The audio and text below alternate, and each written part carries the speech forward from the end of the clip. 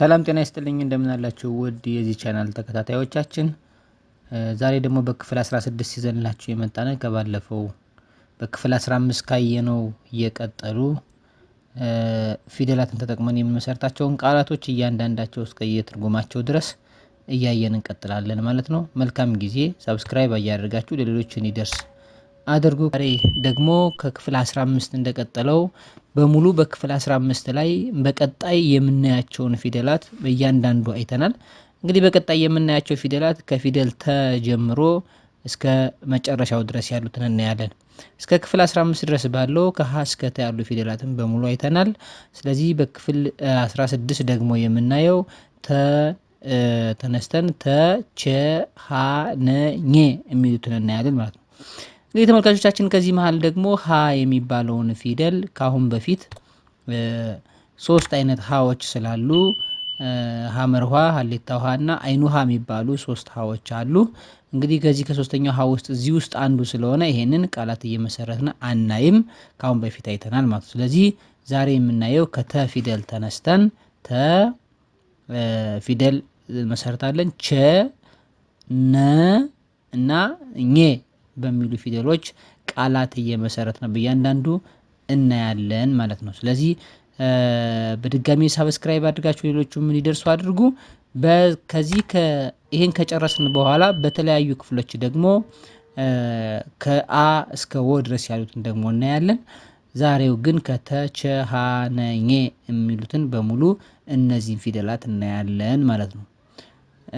ተመልካቾቻችን እንግዲህ ከኛ ከምንመሰርተው ቃል በተጨማሪ ፊደላትን እየተጠቀማችሁ ቃላትን እየመሰረታችሁ የአማርኛ ክህሎታችሁን ማሳደግና አማርኛ በደንብ መናገር እንድትችሉ ማድረግ ይቻላል። ይሄን ማድረግ እንዲችሉና መማር ለሚፈልጉ አክሰሱ ለሌላቸው አድርሷቸው። ሰብስክራይብ ሲደረግ ሌሎቹ ይደርሳል። ኮሜንት አድርጉ፣ ፎሎውም አድርጉ የሚለውን ለመግለጽ ነው። እንግዲህ ተመልካቾቻችን ፊደላትን መመስረት ስንጀምር ከፊደላት ተ ቸ ነ ኘ የሚሉ ፊደሎችን ወስደን የተመሰረቱ ቃላትን ከነ ማብራሪያቸው እናያለን። እንግዲህ በፊደላት በተ ፊደል የተመሰረቱ ቃላትን ስንመለከት በእያንዳንዱ ተን እንደመነሻ ወስደን ስለዚህን ተጠቅመን ስንመሰረት የመጀመሪያው ተማሪ የሚል ነው የምናገኘው። ትምህርት የሚማር ሰው ማለት ነው። አብዛኞቻችን እንማራለን። ከዚህም ትምህርት እየተማሩ ነው። ተማሪ ብለን ለመጻፍ ተ ፊደል እንጠቀማለን ማለት ነው። በሁለተኛ ደረጃ ተስፋ፣ ለወደፊቱም መልካም ነገር የመጠባበቅ ስሜት ሲኖረን ተስፋ አለኝ፣ ይሄን ነገር አደርጋለሁ ብዬ ተስፋ አለኝ የሚለውን ኮንስትራክት ለማድረግ ይጠቅመናል ማለት ነው። ሶስተኛ ተራራ፣ ይሄ ማለት በጣም ከፍተኛ የሆነ የምድር አካል ነው። ከምድር ከሌብል ከሆነው ምድር ትንሽ ከፍ ብሎ የተቀመጠ ተራራ እንለዋለን። እና ይህን ተራራ ስሙን ስንጠቅስ ተብለን እንነሳና ከፍተኛ የሆነ የምድር አካል ነው ማለት ነው። ስለዚህ ተራራ እንለዋለን። አራተኛ የመሰረት ነው ደግሞ ተን ተጠቅመን ተረት ነው። ያው ልጆች በብዛት ይህን ነገር ይወዱታል፣ ይፈልጉታል። አዝናኝ የሆነ ታሪክ ማለት በታሪክ መንገድ ማስተማር የሚችል ተረት ይባላል። ተረት ይባላል። ሌላ ተኩላ ነው። የዱር አራዊት አይነት ነው። ተኩላ ይባላል። ውሻን ሊመስል የሚችል ቅርጽ ያለውና የሱን ባህሪ ያለው ተኩላ የምንለውን አውሬ ለመጻፍ ስሙን በዚያ እንጠቀማለን። ሌላ ተዋናይ ነው። ፊልም የገጸ ባህሪ ወይም ፊልም የሚሰራ ሰው ተዋናኝ ሰው እንለዋለን። ስለዚህ በመጨረሻ የምናገኘው ደግሞ ተግባር ወይም ድርጊት ነው። የስራ ተግባር ወይም ድርጊት እንለዋለን ማለት ነው። በመጨረሻ እንግዲህ ተን ተጠቅመን የመሰረትናቸው ቃሎች እነዚህን ሲሆኑ ተማሪ የሚለው መነሻችን ተ ነው። ተስፋ የሚለው መነሻችን ተ ነው። ተራራ የሚለው መነሻችን ተ ፊደል ናት። ተረት የሚለው መነሻችን ተ ፊደል ሁና የመጨረሻውን ትንም ትጠቀማለች። ተኩላ የሚለው ተዋናይና ተግባር የሚሉ ፊደሎች በሙሉ መነሻቸው ፊደል ተ ነው ማለት ነው። ስለዚህ ልክ እንደዚህ እያደረግን ቃላትን እየመሰረትን እንሄዳለን ማለት ነው። እንግዲህ ተመልካቾቻችን ተን ተጠቅመን ይህንን ፊደል ካየንን ወደ ቀጣዩ ክፍል ስንሄድ ደግሞ ቸን ተጠቅመን የምንመሰርታቸውን ፊደሎች እናያለን ማለት ነው። ቸ አንዱ የአማርኛ ፊደል ነው። እሱን ተጠቅመን የምንመሰርታቸውን ቃሎች አንድ በአንድ እንመለከታለን። እንግዲህ ቸን ተጠቅመን የምንመሰርታቸው ቃሎች የመጀመሪያ የምናገኘው ቸኮሌት የሚለውን ፊደል እናገኛለን ማለት ነው። ይህን ቸኮሌት የሚለው ፊደል በመጀመሪያ የምንሰራው ፊደል ነው።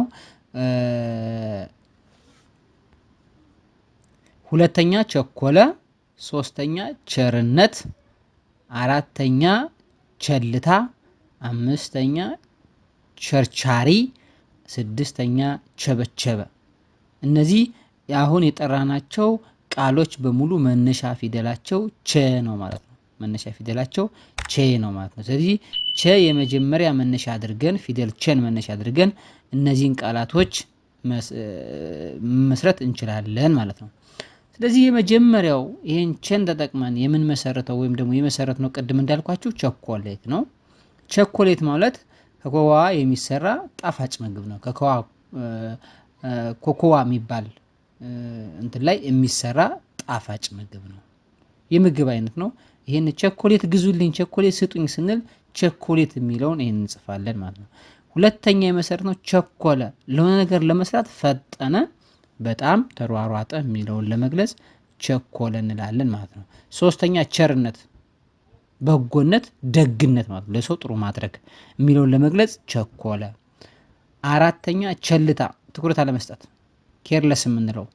ቸርቻሪ ማለት ደግሞ እቃዎችን በትንሹ የሚሸጥ ነው። ትንሿን እየወሰደ መቸርቸር ነው። ቸበቸበ ማለት ደግሞ በብዛት በፍጥነት እየወሰደ ለሌላው ቶሎ የሚሸጥ ከሆነ ቸበቸበው፣ ይህን ነገር ቶሎ ሸጠው ቸበቸበው እንዳለ ማለት ነው። ስለዚህ እነዚህን አንስተን ስንወስድ ቸ አድርገን ፊደሎችን መጀመሪያ ላይ እንወስዳለን ማለት ቸኮሌት፣ ቸኮለ፣ ቸርቻሪ፣ ችሎታና ቸበቸበ እነዚህን ቸልታ የሚሉትን ነገር ሁሉ እናደርጋለን ማለት ነው።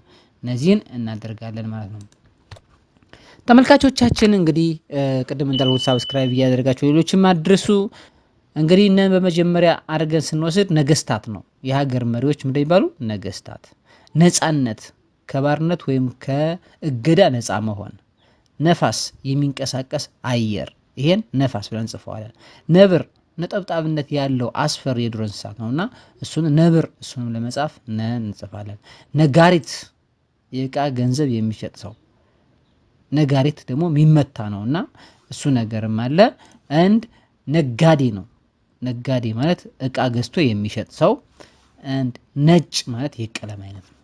ነጭ የቀለም አይነት፣ ቀለሙ ነጭ ሲሆን ነገስታት፣ ነፃነት፣ ነፋስ፣ ነብር፣ ነጋዴ፣ ነጭ። እነዚህ በሙሉ የምንላቸው ቃላት መነሻቸው ነ የምትባል ፊደል ናት ማለት ነው። ነ የምትባል ፊደል ናት። ስለዚህ ነን ስናነሳ በእያንዳንዱ በመሀልም ትመጣለች። ነብር ካልነ ለምሳሌ ነጠብጣብ አለ። ምክንያቱም ነን ነው መጀመሪያ የምትወስድ። ነፋስም ካልነ በእያንዳንዱ ነብርም ብንል፣ ነጋዴም ብንል፣ ነጭም ብንል እንግዲህ አይነት ለምሳሌ ነጭ ካለ የቀለም አይነት ነውና ነ አለች ይህን ነገር ስንገልጽ ማለት ነውና ተመልካቾቻችን በመጨረሻና በአራተኛ ደረጃ የምናየው ደግሞ ፊደል ኘ ነው። ፊደል ኘ ነው። እንግዲህ ተመልካቾቻችን እዚህ ላይ ማስተዋል ያለባችሁ ነገር በፊደል ኘ ራሱን የቻለ መነሻ ኘን ተጠቅመን የምንመሰርተው ቃል አላገኘሁም። ግን በራሱ ተነስታ ኘን በራሱ ቃል መመስረትና መነሻ ሆኖ መመስረት ካልቻለ ለምን ይጠቅማል ልትሉ ትችላላችሁ። ምክንያቱም ኘ ፊደል በአማርኛ ቋንቋ አብዛኛውን ጊዜ በቃላት መጀመሪያ ላይ አይመጣም። ይልቁንም በቃላት መካከል ወይም መጨረሻ ላይ ግን እየገባ ሌላ ትርጉም ለመስጠትና ሌላ መልእክት ለማስተላለፍ ያገለግላል ማለት ነው። ለምሳሌ ዳኛ፣ ኛ የኘ ዘር ሆኖ በሰባተኛ ደረጃ የሚገኘው ነው። ስለዚህ ፍርድ የሚሰጥ ሰው ዳኛ እንለዋለን። ጋዜጠኛ፣ ዜና መረጃ የሚያቀርብ ባለሙያ፣ ኛ የኘ ዘር ነው ማለት ነው። ለምሳሌ ተገናኘ የሚል ቃል ልንመሰርት እንችላለን። ተገናኘ፣ እነዚህ ላይ ፊደላቸው ኘ ግን የመጨረሻ ፊደል ነው ማለት ነው። አገኘ፣ የሆነ ነገር ተቀበለ፣ አገኘ ኘ ያለች ማለት ነው። ልክ እነዚህን ፊደሎች ስለዚህ ተመልካቾቻችን እንግዲህ በኘ የተመሰረቱ ቃላትን ኘ የመጀመሪያ ወይም መነሻ ፊደል ሆኖ ቢያገለግልም አብዛኛውን ጊዜ ኘ የመነሻ ሆኖ የምናገኘው ቃል ትንሽ ናቸው። በጣም ተፈልገው ሊሆኑ ይችላል። ግን አብዛኛውን በፊደላት መካከልና መሀል ላይ ሆኖ አረፍተ ነገርን የመመስረትና ቃላትን የመመስረት ችሎታ አለው። በሱ አማካኝነት ኘን እናገኛለን ማለት ነው። እንግዲህ እናንተም ከኘ እስከ ኞ ድረስ ያሉ ፊደሎችን እያያችሁ እስኪ የምታገኙትን ኮሜንት ብታደርጉኝ ደስ ይለኛል። መልካም ጊዜ ይሆንላችሁ። አመሰግናለሁ።